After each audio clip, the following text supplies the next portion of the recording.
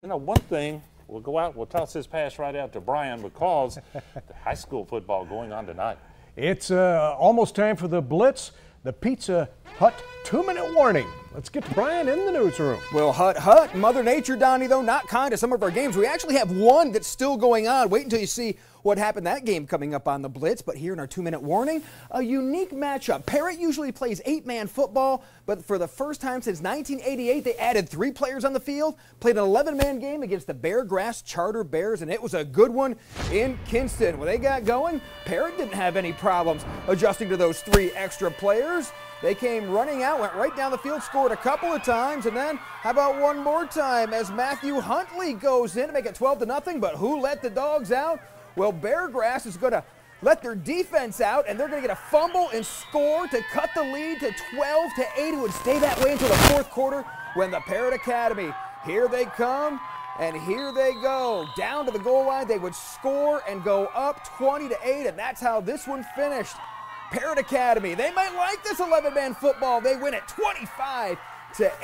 They'll go back to 8-man football next week, but they do have an open date September 14th. They'd like another 11-man team if possible. You're open. You'd like to play the Parrott Academy? You can have them. Meanwhile, you can have our Zebras in the Zebra Zone. They're going to get us ready for the Blitz. All right, that's the head, that's the tail. To see if you're as good as your coach, because we've already done this. What's your call? Heads. Heads is the call, Mr. Rayner. It is the tail, but you win anyway. How do you keep from everybody getting mad at you tonight? Be as Elmer Fudd was once heard to have said, be very, very careful.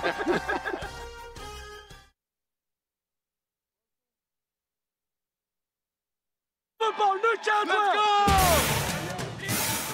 Put on your hard hat and grab your lunch pail, because we are laboring for you on this Labor Day weekend edition of the Blitz. Havelock and Wallace, it's a crazy one. Powerhouses Havelock and Wallace Rose Hill were both men at work in Legion Stadium. Rivals D.H. Conley in Washington were chopping wood at Choppy Wagner Stadium. West Craven and New Bern were both desperate for a win. Something had to give at Caruso Coates Stadium. And Aiden Grifton charged into Beulahville to take on East Duplin, who was trying to get back on track. Time to punch the clock and put in a little overtime. The Blitz starts now.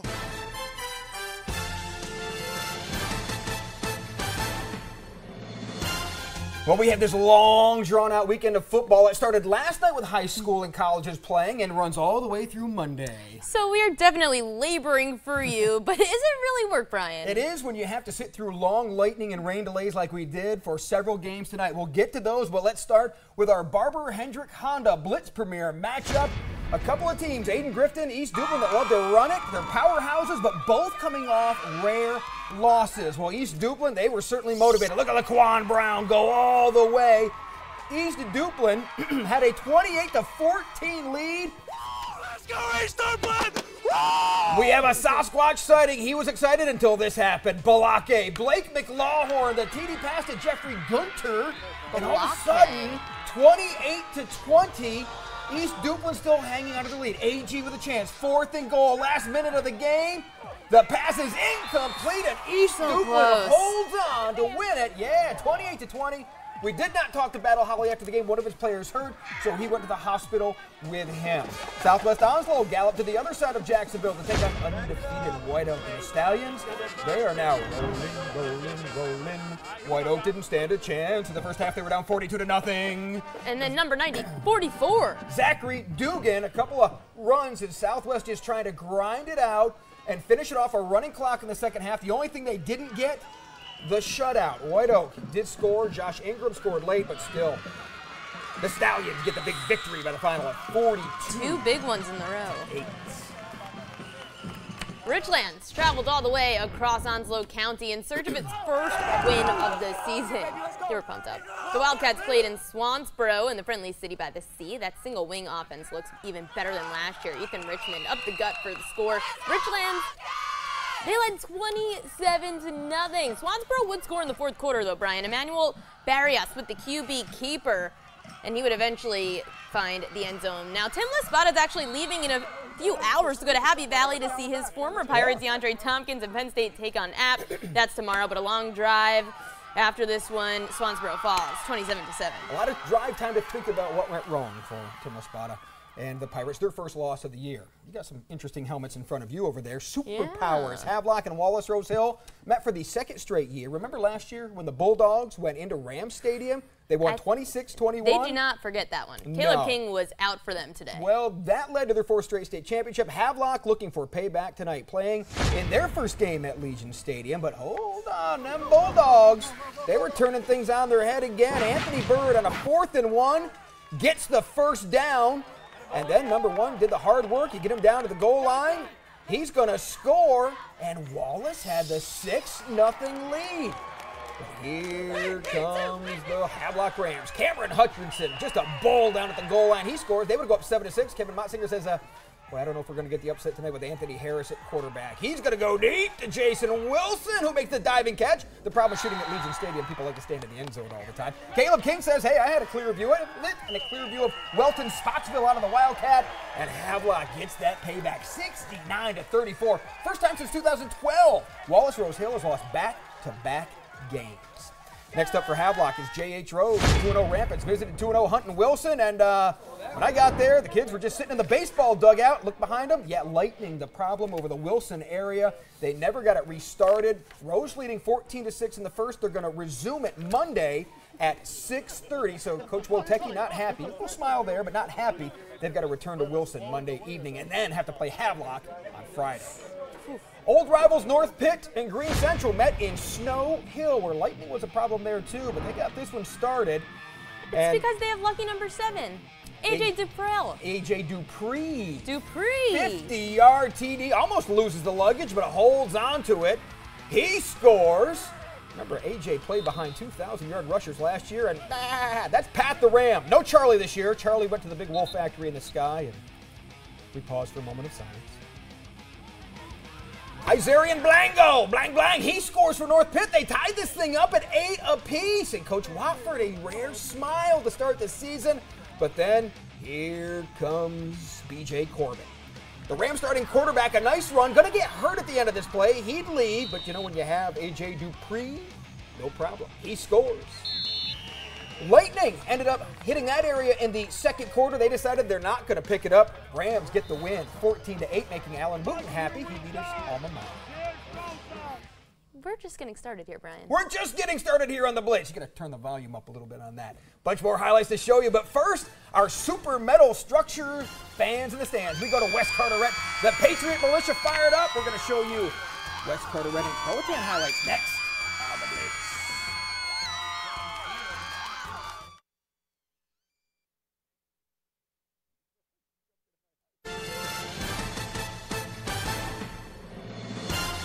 All right, here we go. Mother Nature not dampening the enthusiasm for Craven County rivals New Bern and West Craven. They have a long, rich history of football, but both programs off to a slow start, losing their first 2 games. But all the losses to really good teams. So something had to give tonight because they played each other. And I mean, it did rain. There was a little bit of a pause and delay in the game, but it didn't really bother Trent Casey, who finds Richard Shavender rhymes with lavender. He takes it to the end zone for the touchdown. Then Malik Patrick going to retaliate for the Bears. Check him out. Number 5 under center. And he's going to find number 17, Chandler Smith. He's back deep.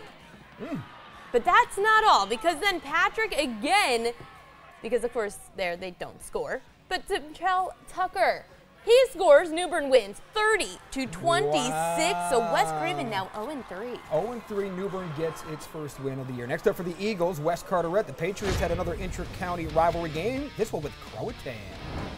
And Croatan's running back Lewis Reddick, he had knee surgery back in February and didn't even know if he'd play his senior year, but he was out there breaking ankles on that Patriots defense. But Daniel Barrow's squad was like, we're not letting him get into the end zone all night. Croatan in the red zone, but the trick play only fooled the Cougs because the Patriots' David Wallace picks him off. Oh, sorry, Harley Kugler picks them up for the Patriots, and the clock would run out in the first half. West Carteret wins 48-0. A Kugler shutout. Meanwhile, East Carteret trying to move on from their mullet bucket victory. They hosted Jones Senior. And they wouldn't get the ball to start the game, but Brendan Schaefer, nice tackle here. This was actually after Jones Senior went 3 and out, and then BJ Frazier was like, come on, Ariel, you know that's not us. 4th down here, Drew Boyle to Jordan Livingston. He finds open space, and he is off for the races. East Carteret gets the win 53-14. It's been an interesting week in Washington County. Robert Cody stepped down as head coach to deal with a sick family member, and we're all sending good vibes to Coach Cody and his family. Then former Cresswell coach Wayne Rogers named the head coach until Coach Cody can come back. But the first problem that Coach Rogers is having is an outbreak of impetigo, which is a skin bacteria, so they had to cancel their game at Pamlico. The Hurricanes now have played just 1 game in their first 3 weeks into the season. And they play Croatan next week, who is going to go in after playing 4 games already. Well, Crotan's played 2 now because they had to buy their first week as well. So Pamlico just chomping at the bit to play. Meanwhile, the north side of Beaufort County also having a tough week, mourning the loss of basketball coach Mike Proctor. The Panthers hosted Columbia, and the Wildcats came out ready to play. I'm telling you, Columbia will go out and score first. Check out the fancy moves by their quarterback, Nassim Basnight, and then he's going to find the open man in the back of the end zone for the touchdown. And just like that, Columbia was up 6-0. Then they went up 12-0, and Northside's like, what's going on here? Well, here come those Panthers. They're going to get the beautiful run. Just keep churning your legs, come out of the pile, and there he goes the other side.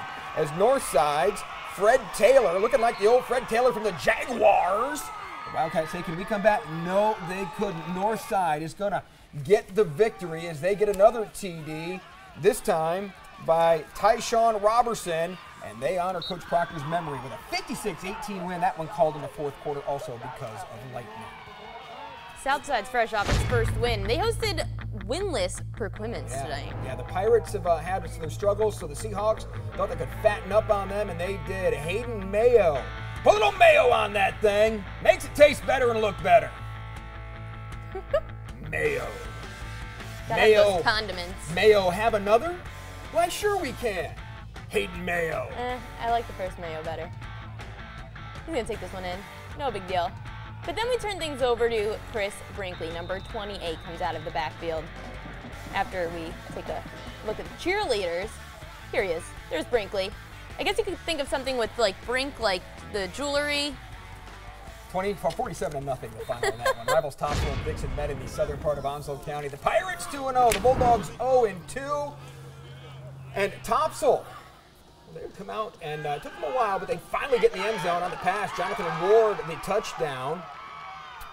And they were not done. Those Pirates, a Dixon player hurt in this game, may have taken some of the wind out of their sails. Noah Lavelle is going to score, and Topsail gets the win, keeping Dixon winless, 40-6. We've got a lot more coming up. The Blitz. Stay with us. We'll be right back.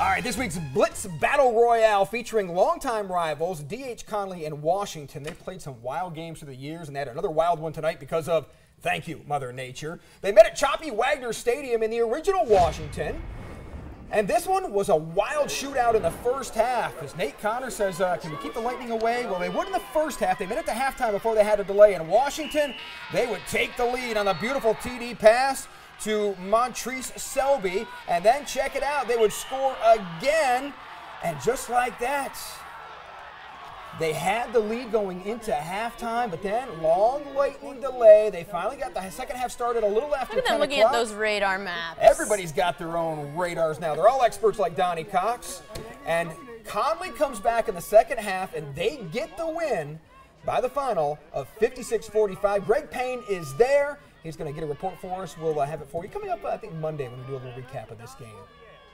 Okay, so that's going to take us now to our bonus game we still have to get to. But first, it's our Vidant Wellness Blitz Play of the Week. We're going to go back out to Beulahville, where Laquan Brown has the beautiful long touchdown run to seal the deal. The game winner for East Duplin as they get another win.